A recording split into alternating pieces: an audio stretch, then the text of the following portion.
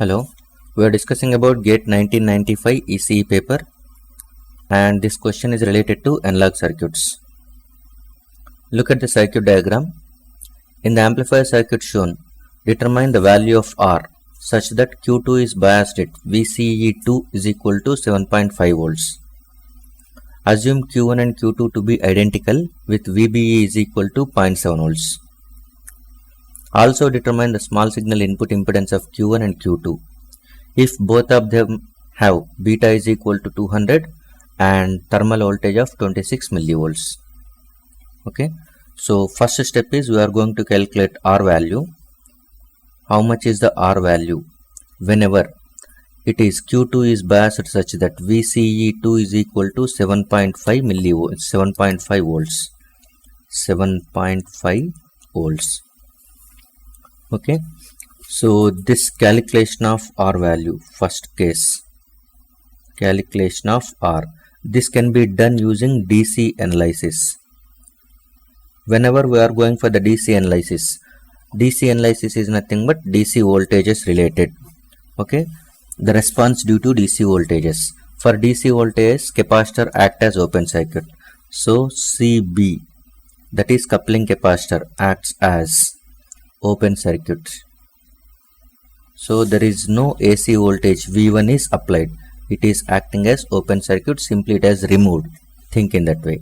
So no current flows into this RS as it is acting as open circuit. Now we are going to calculate R value. R value, if you want at that time, R value can be written as, okay, voltage difference across this R divided by current flowing through it. Current flowing through it is nothing but the same current which is also flows through this collector of Q2 transistor.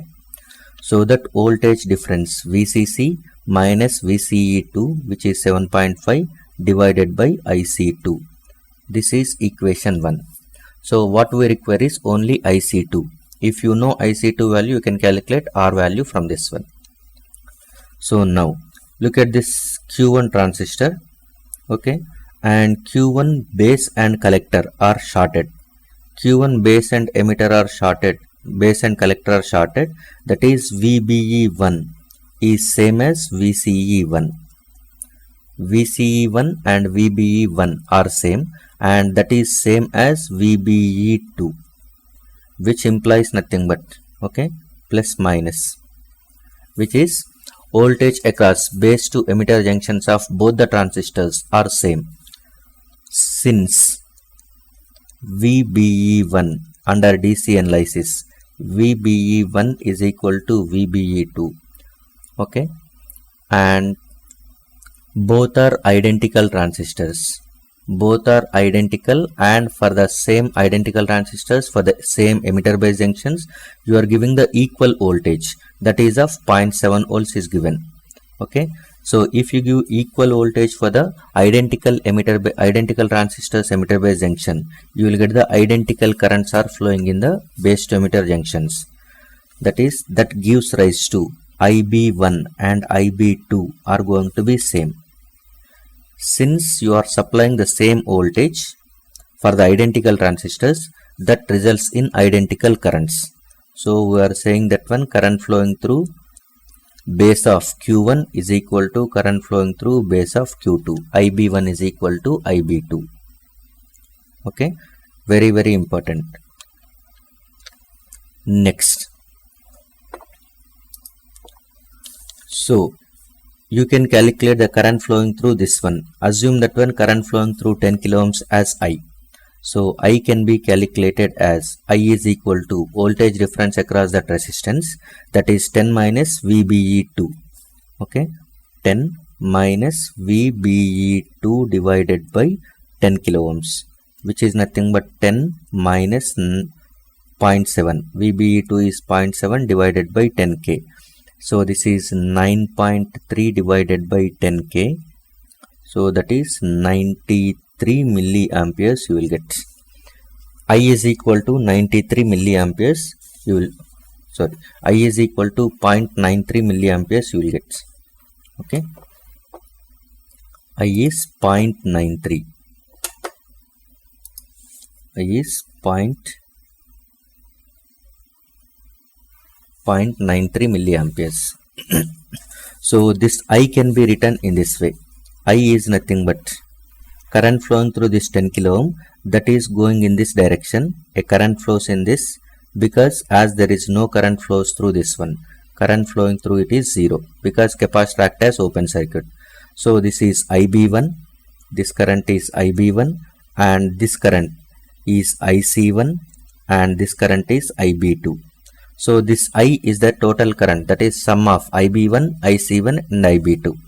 So you can write like this: IB1 plus IC1 plus IB2. And we know that one IB1 is equal to IB2 at DC level. So that you can write it as 2 times of IB1 plus IC1. That is 2 times of IB1 plus IC1 is nothing but you can write it as beta times of IB1. So this is 2 plus beta times of IB1. So 2 plus beta, beta is given as 200. So 202 times of IB1 you can write.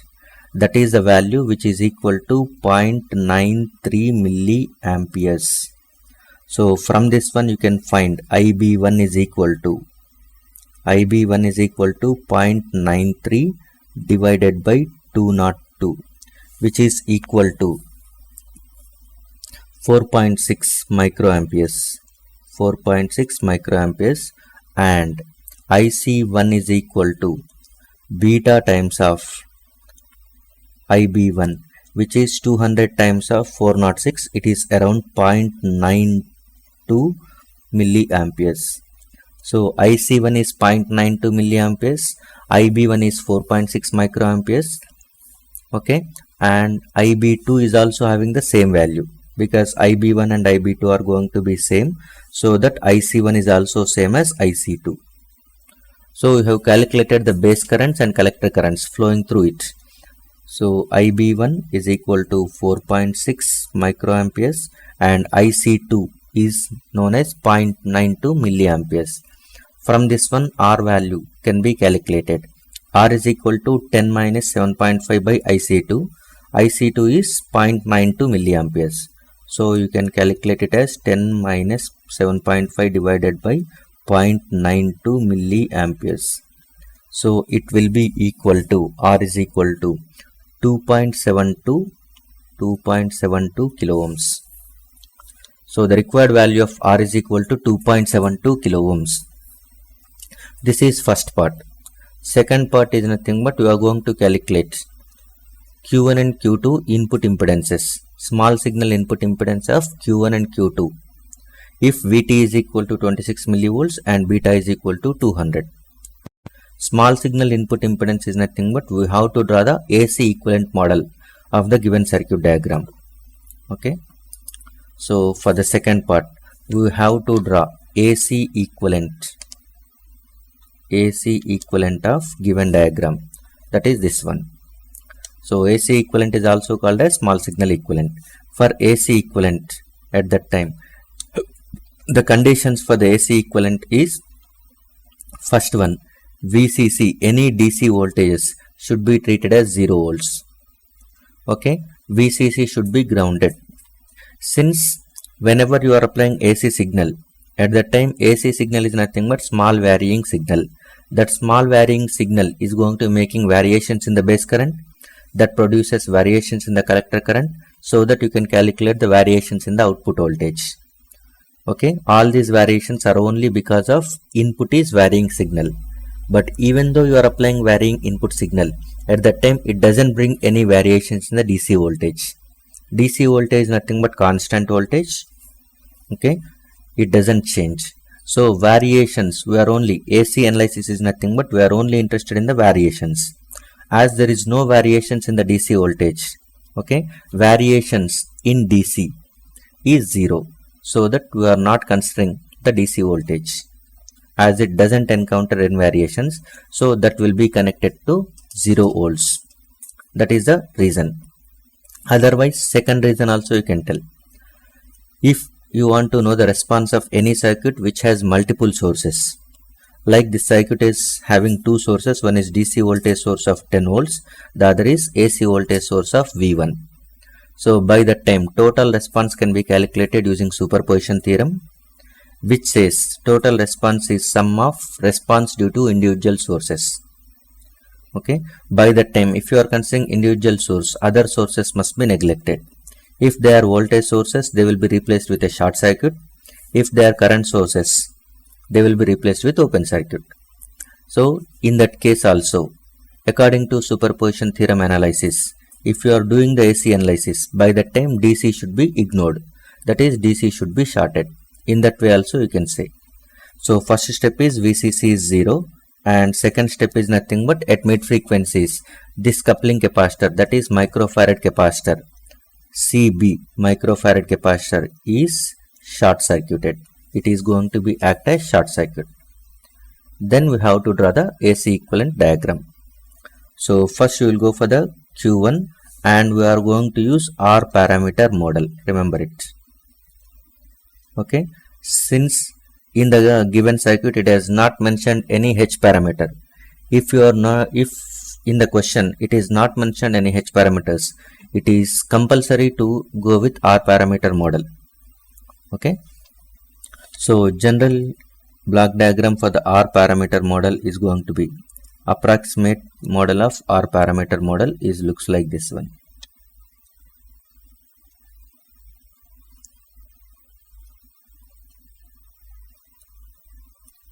GM VBE and it is R pi.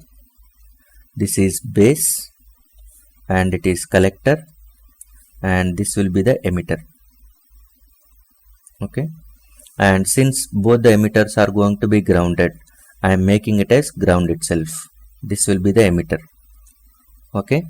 Now this is general model, general R parameter model. This has to be, if it is for Q1 at that time, I can write it as B1 and C1. This is E1 and this is R pi 1 and it is GM VBE1. VBE1 is nothing but voltage from base to emitter of Q1 transistor. Okay, and this is base 1 and it is collector 1 and it is emitter 1. Base 1 is connecting towards V1 because capacitor is acting as short circuit. This base 1 is directly connected to RS, the other end of RS is connected with V1. So I can write in this way, one more resistor at B1, that is RS, and it is V1 plus minus like this. So this is what Q1. And one more thing what it has given is nothing but B1 and C1 are going to be shorted. B1 and C1 are going to be shorted. Okay, that short I am saying in this way, B1 and C1 are shorted. Okay, and next for Q2 also, first of all you have to draw this. For Q2 we have to draw the model first. That model is nothing but which will be consisting of R pi and which will be consisting of one current source. Okay, and both the emitters are grounded, so that this is also connected to ground. It is E2 and this is B2, this is C2. And C1 and B2 are going to be same, so we can draw in this way. C1 and B2 are shorted, C1 and B2 are joined, and this is R pi. Okay, R pi 2 you can think, and this is GM VBE2. VBE2 is nothing but voltage from base to emitter of second transistor, VBE2, and this is collector. This collector C1, that is collector of C2, is connected to R, and the other R is going to be, other end of R is connected to ground because DC voltage source is grounded, so that this will be connected over here, which is R value. Okay, and here this R1 is from C1 to ground. C1 is nothing but over here, so I can draw a resistance over here towards ground. So this is R1. This is R1. Now Zi, if you are going to calculate,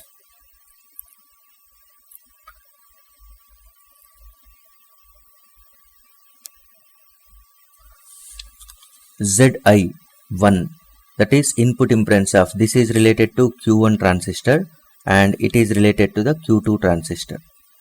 Okay, so Zi1 is nothing but input impedance looking into input terminals of Q1 transistor, Zi1.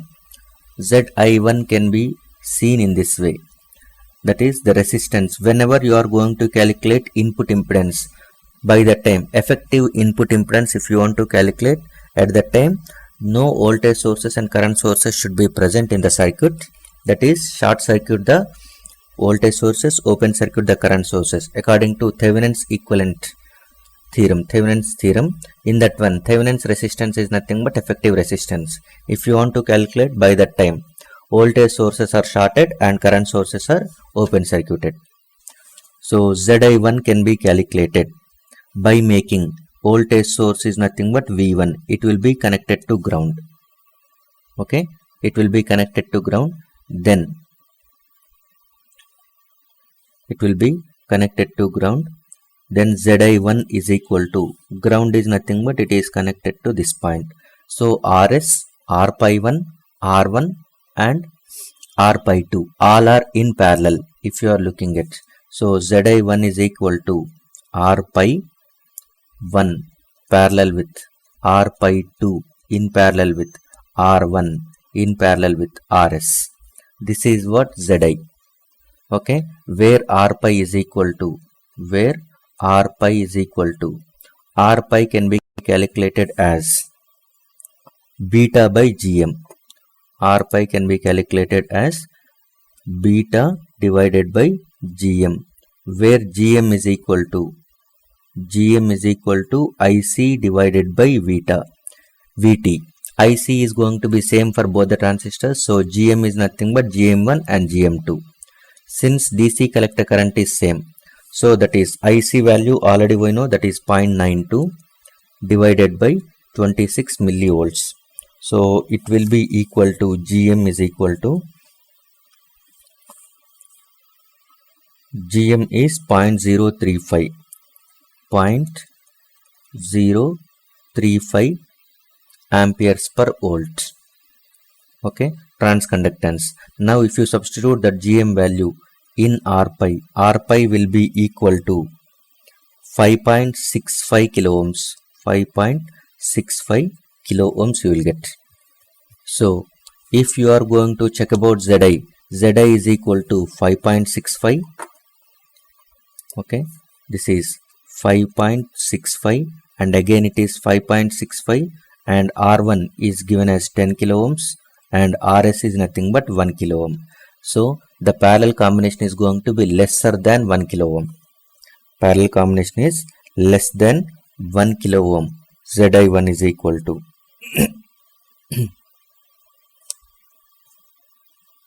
okay, so that you can calculate 5.65 it will become half of this one, and again in parallel with 10k in parallel with 1k, it is around some hundreds you are going to get. This is Zi1 and Zi2 input impedance with respect to Q2 transistor.